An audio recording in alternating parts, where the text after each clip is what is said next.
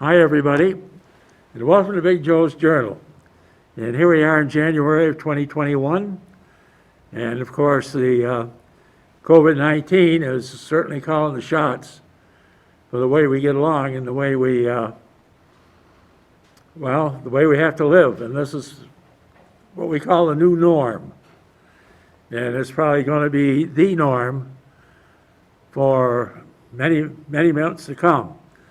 Now we have our hopes plugged into the miracle vaccines that have come out. And hopefully, somehow or another, it's going to get this under control. And the number of people that are coming down with COVID-19, the people that are being hospitalized, and the numerous numbers that just aren't going to make it. And it's one of the tragedies of our time. I don't think it's going to be over in 2021. I think we're still going to have it on our plate. We're still going to have to do social distancing, wear masks. So just might as well get used to it. Well, I want to talk about January 6th of last week. One of the worst days in American history. And one thing I think it showed is that the Constitution is still strong, and it still prevailed. January 6th, of course, if you're a Christian, it's the Feast of the Epiphany. And for the mega nitwits, and those are the followers of the nincompoop in the White House, it was a day in which they tried to more or less overturn the government of the United States. As you know, we are required by our Constitution on the 6th of January, every fourth year. Congress has to convene in joint session and ratify the results of the Electoral College. And of course, this past election, Joe Biden got 306 electoral votes to 232 for the incumbent president, so consequently, he won the election. And he will take office on the 20th of January, which is coming up in another week, a little bit over a week. Well, of course, as we all know, the nincompoop in the White House has visions of becoming a dictator, president for life. The American people, the majority of the American people, put the brakes on that back on the 3rd of November, 2020. Ever since that time, he's been trying to overturn the will of the people and have himself declared the winner. In fact, he's gone on his tweets and everything else claiming that he won in a landslide. The election was rigged. He was cheated. Well, you know, he should know a lot about that. He's cheated a lot of other people. But every court challenge to the validity of the vote in each state, the court turned it down, that there was insufficient evidence to show that there had been any fraud in any election in any of the 50 states. Well, here's a man, he has visions of being a dictator. Here's a man that wants to be president for life. So he's taking every step he can possibly take to try to overturn the results of the election of 2020. The final step was to disrupt the certification of the Electoral College results on January 6th. Consequently, he issued a call. All of his followers, all of you idiots, come to Washington, do my bidding.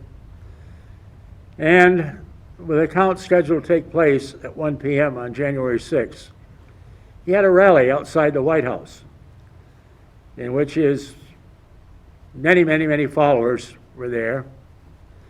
And he incited them, along with his idiot son, Don Jr., and his wacko lawyer, Rudy Giuliani, to go up to the Capitol building and disrupt this constitutional process. And of course, being morons and so forth, they followed Dum Dum's suggestion and went up and ransacked the Capitol. The first time the Capitol has been attacked and damaged since the War of 1812, when the British captured Washington and burned the Capitol and the White House. And of course, the famous thing to come out of that, there was a portrait in the White House of the first president, George Washington, painted by the American artist, his last name was Stewart. And Dolly Madison, who was the first lady, just before she left the White House, and it was called the Executive Mansion then, she grabbed that portrait, and she and her husband, who was President James Madison, fled the city to escape being captured by the British. Well, the second time in history, the Capitol building was ransacked by these goons who were inspired by the president. The result was 5 people lost their lives, 4 protesters, and 1 of the Capitol police officers.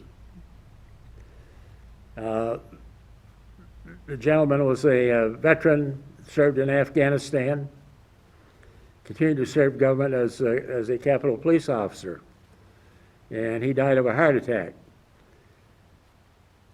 The count for the certification of the Electoral College, of course, had to be postponed as the police rushed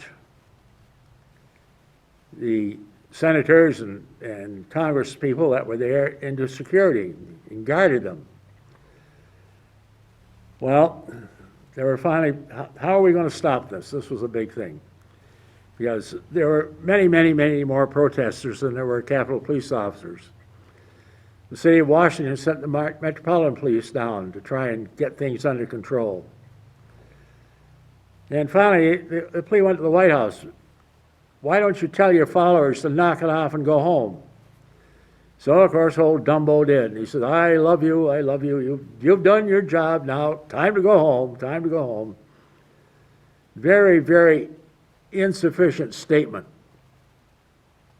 The following day, of course, at the urging of his advisors, say you could be in trouble, this could be treason, he decided to backtrack a little bit, and he condemned the destruction of the national Capitol. It was a tragedy. And the worst thing of all is that it was promoted by the President of the United States. But the Constitution held. And Congress got together after things had quieted down. It took a large police presence to get it quieted down, to clear the idiots out of the Capitol. The governors of Maryland and Virginia sent in large detachments of state police and National Guard. Congress asked the Department of Defense to activate some more National Guard troops to come in, and of course the word was, it's under consideration. Well, the attack is going on. It's under consideration. They should have said, yeah, we're going to get them there as soon as possible. But the states of Maryland and Virginia came to the rescue of the city of Washington, and the rioters were pushed back. A number of them are going to be going to court. Others, the Department of Justice is looking to identify and to arrest so they can have their day in court. But the guy that should be in court and tried with treason is the 45th President of the United States. He's already said he is not going to attend President-elect Biden's inaugural. And it's only the second time in history that has happened. The last time an outgoing president did not attend the inaugural of his successor was way back in 1801, when John Adams, the second president of the United States, had been defeated by Thomas Jefferson in his bid for a second term, and he decided not to stick around. He and his wife hopped in their carriage and headed back to Massachusetts before Jefferson arrived in town to become the third president. One of the pleasant things to say about January 6th was the Vice President of the United States. For 4 years, the Vice President, Mike Pence, has been a bootlicker. He's done the president's bidding. He's lied through his teeth in supporting Trump and Trump's antics and making excuses for him and everything else. Mike Pence, as a congressman, as the governor of Indiana, was an honorable man. But during the last 4 years, something happened to that honor. I think political ambition took over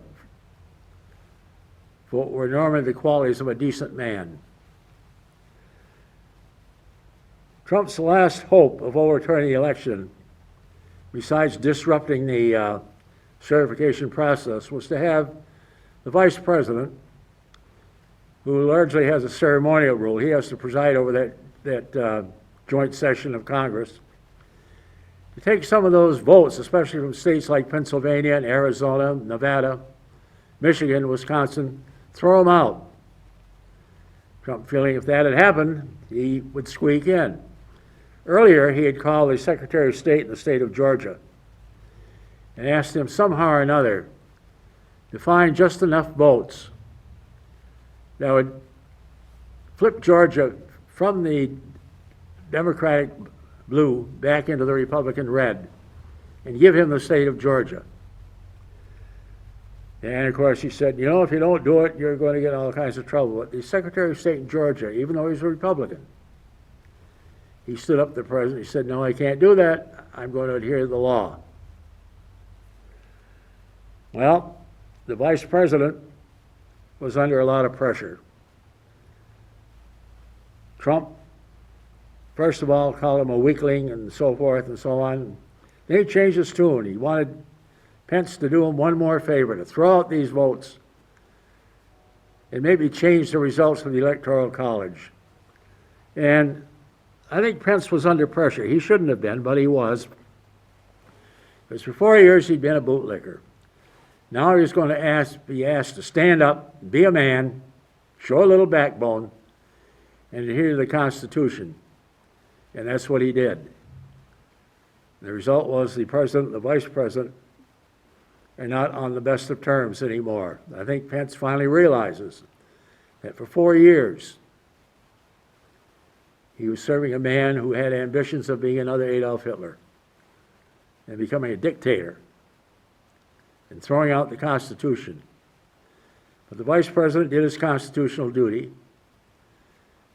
Late at night, actually it was the next morning really, on the 7th of January, that they finally got around to dealing with the results of the Electoral College and certifying those results. And Pence did his constitutional duty, and from what I saw of it and watched some of it, I thought he did very well. A number of senators that had said they were going to vote against the certifying the Electoral College changed their minds. Unfortunately, 80 members of the House of Representatives, all Republicans, refused to certify the election results, the results of the Electoral College.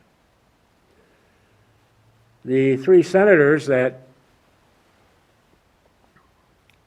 decided not to vote in support of certifying the results of the Electoral College, well, you had Crazy Ted Cruz from Texas.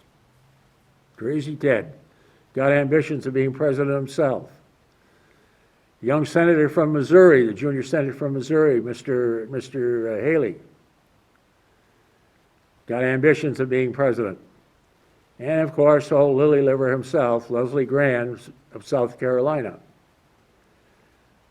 Graham went home to South Carolina on the weekend, and he had to have a police escort when he got off the plane. There were so many people there, they were waiting to throw eggs at him and everything else because of his stand. The number of Republicans realized that when they had voted not to convict Trump in his impeachment trial, had made a mistake. And there were a number of Republican senators, one including Lisa McCullough, Republican senator from Alaska, who was talking about switching parties.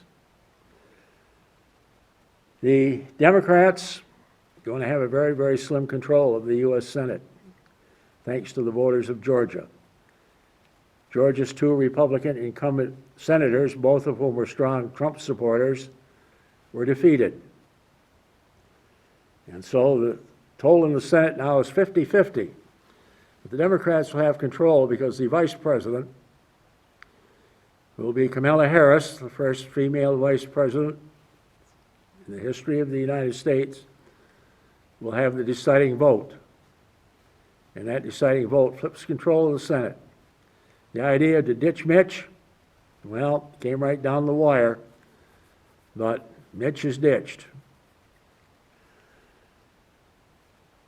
Many of Trump's people are resigning and leaving government, sort of like rats leaving a sinking ship. And the only people still around Trump are his wackiest advisors. Stephen Miller, the neo-Nazi, who was his counselor.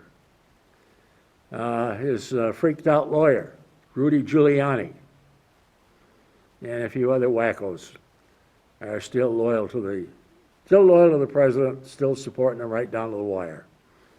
But Trump will be leaving another week and a half. A lot of people fear that he can still do a lot of damage. They feel that he's a little bit nuts, which he is. We've known that for 4 years. They know that he can be rather vicious. He's like a caged animal. And suddenly, seeing the incoming, suddenly becomes very, very vicious. And the question is, how are we going to curtail him in these final days? Now, his last big bid has failed, and he's on his way out. He has said he's now going to see to an orderly transition, and he will not attend, which is very good. So he'll probably go back to Florida. You look at the future. Well, he instigated this thing, and he could be charged with treason. Treason, long-term in prison, or execution, one or the other. His son, Donald Trump Jr., Rudy Giuliani, all that instigated this attack on the Capitol, are guilty of treason. And we will see how this plays out. But I think Trump is aware that not only is he going to have problems with the court system because of the way he's cheated on his taxes, but now he could face a charge of treason. But there's still some concern that he might try one last stunt. In the case of Nancy Pelosi, she wants the little box with the code for triggering off a nuclear war taken away from him. And I would imagine the military has probably already complied with that. Or any orders of the president to start nuclear war will not happen. And I say that very, very hopefully. The Congress has talked about another impeachment trial, but this would take a little time. And there's also been talk about using the 25th Amendment, in which case the vice president and the folks that are still left in his cabinet would have to determine that he's unable to function as president anymore. Either he's sick or he's out of his mind. He's out of his mind, of course, there's no doubt about that. And the vice president would become the acting president for a while. Because Mike Pence has suddenly shown some backbone and some guts and is reclaiming his former point of honor. The country more or less trusts putting the government in his hands for the last few days of this administration. But I have the 25th Amendment, and I'm going to try to, I think I can read it here. In the case of the removal of the president from office, or of his death or resignation, which happened with Richard Nixon, and this is when this amendment came in, was after the Watergate affair with the Nixon situation.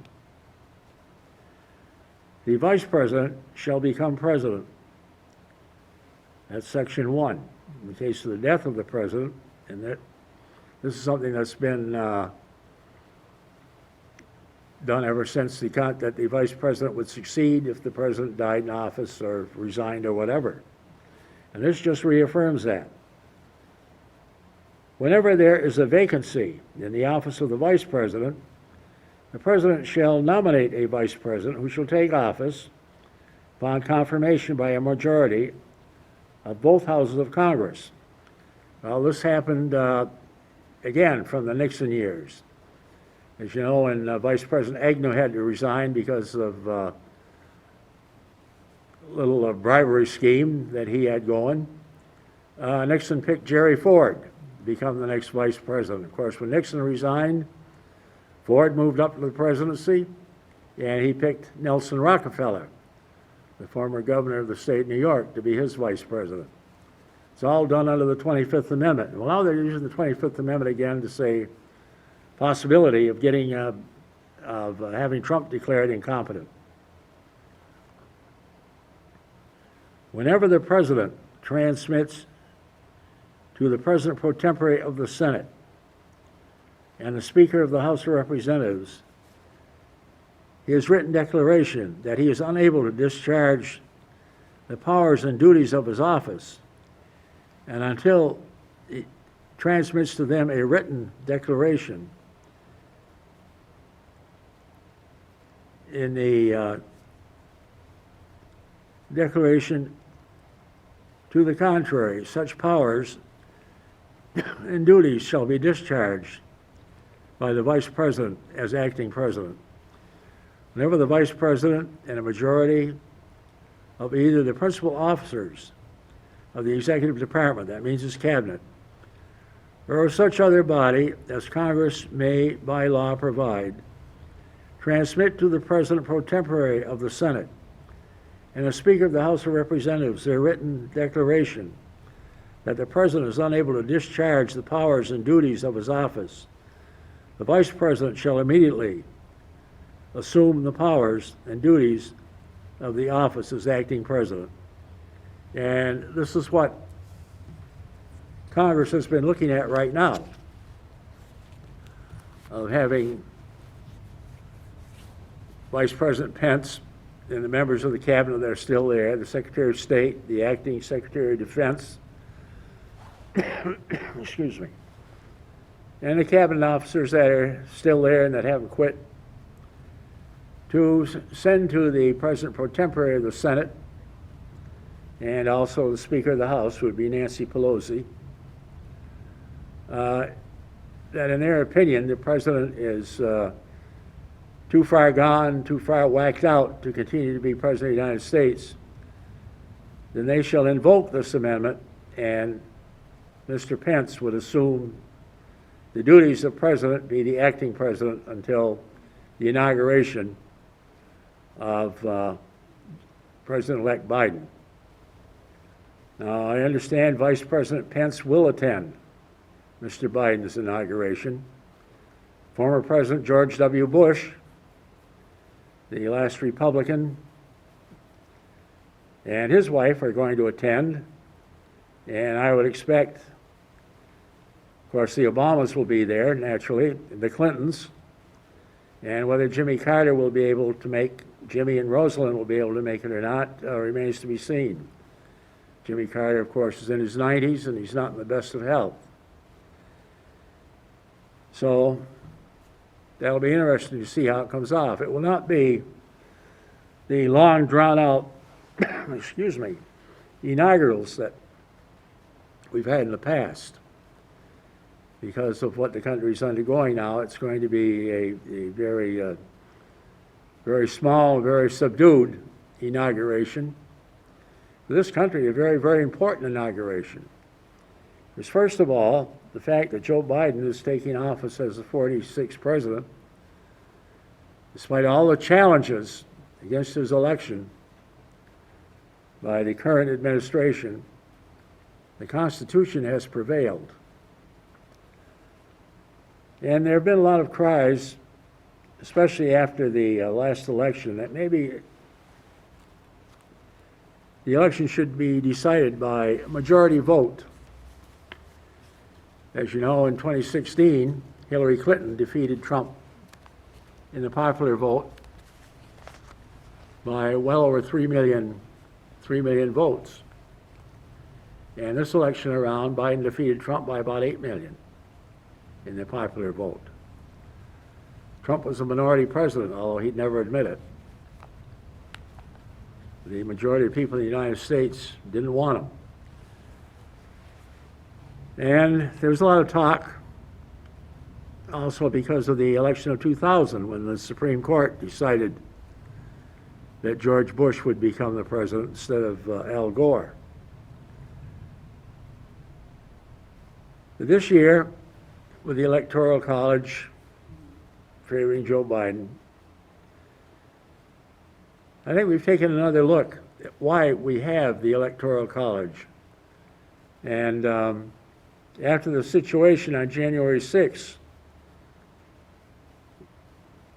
it came in even more into focus.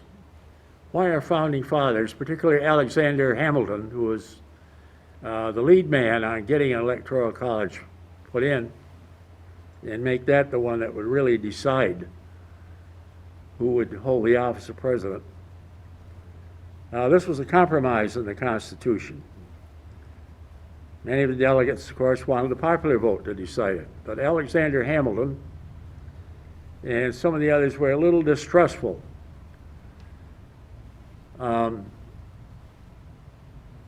They wanted this Electoral College and how it would be set up. They determined how it would be set up.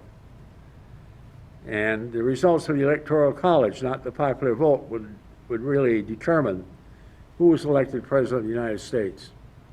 And that came into focus on the 6th of January, when you had these mobs encouraged by Trump, most of them a bunch of ignorant idiots, and coming in and flying the Confederate flag in the Capitol of the United States.